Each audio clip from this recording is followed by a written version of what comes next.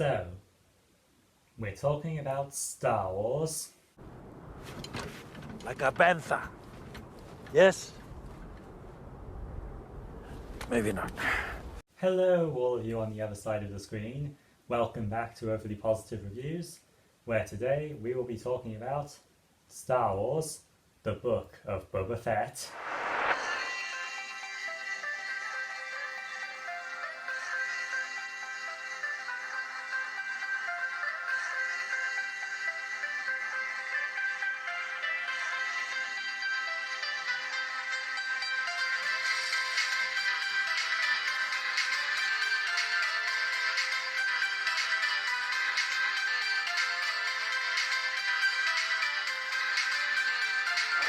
Spinning out of a credits scene from Season 2 of The Mandalorian, the Book of Boba Fett follows the title character's quest to reinvent himself as the new crime lord of Tatooine, where he faces off against rival challengers and has a lot of flashbacks explaining how he got here. So, any Star Wars fan worth their salt knows who Boba Fett is. He's that guy who managed to build a fanbase despite only having 5 lines in the entire original trilogy and having the most humiliating death scene possible.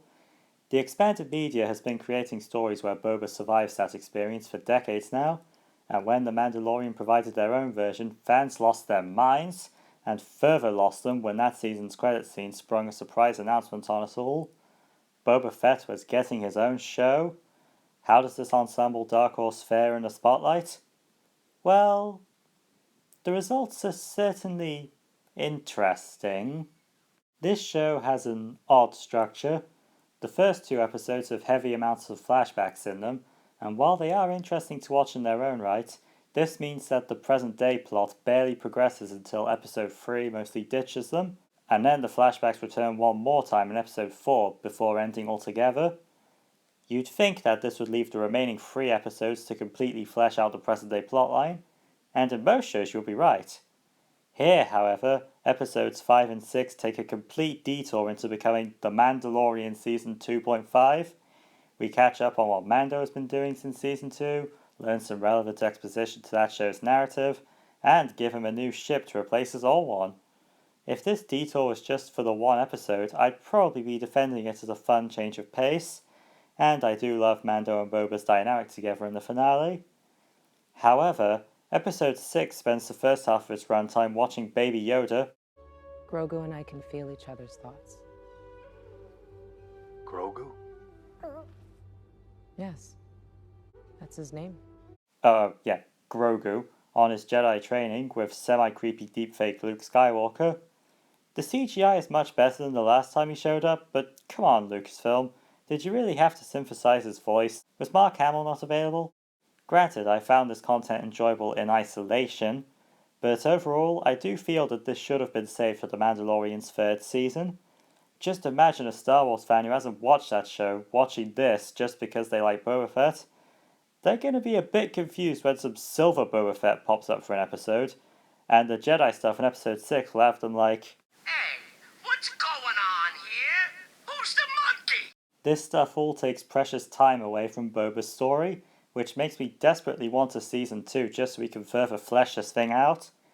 Cat Bane popping in for the finale is cool and all, but imagine if we spent some of that time with Grogu actually zeroing in on Bane's connection to Boba so that their final fight can have its proper impact on the casual audience who don't know about deleted Clone Wars stories or the like.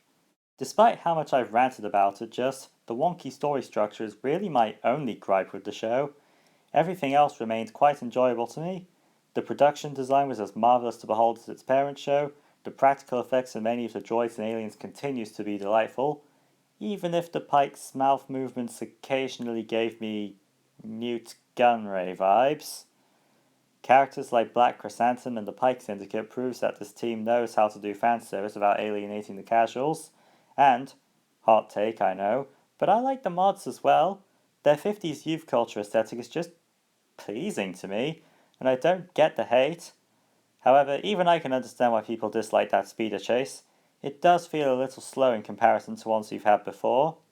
Regarding the flashbacks, I enjoyed how the show further developed the Tusken Raiders' culture after The Mandalorian first presented them as more than just savages. However, all my praise for this is offset by the fact that they all get killed off. I understand why the story did this, but it still felt a little disappointing to me. I just want to spend this last chunk going over the biggest fan complaints I've seen, and why I disagree with it. Some folk have been saying that Boba Fett has been made soft, or is completely unrecognizable from the stoic, ruthless bounty hunter we knew before. To the former I say, soft? He literally vaporizes a guy in episode 1. How is that soft? For the latter I say, I understand where you're coming from, but this approach is much better. You want Boba to be like how he was in the OT, but that would disregard the fact that he's gone through a traumatic and humiliating experience. He was the best of the best, yet he almost died alone in the sand, just like his father did. Boba's bitter view on his old life and desire for change makes sense with that in mind. Plus, we already have a ton of comics for you to enjoy the stoic, ruthless Boba Fett you know so well. Not to mention that other show about a stoic Mandalorian warrior you may have heard of. Boba's new characterization helps set him apart from his parent series, and his overall character journey is interesting to discuss. The execution may be flawed to you, but there is potential here. You just have to know where to look. So, in conclusion, this was a pretty decent show overall. Not as good as its parent show, of course. Nothing's going to be as good as The Mandalorian. But overall, I still consider this a decent enough watch if you're interested in this particular side of the Star Wars lore. Well, it's been fun, all of you guys on the other side of the screen. I will see you next time, where we discuss some superheroes. They are the good guys, but they happen to be pretty bad at it. Bye!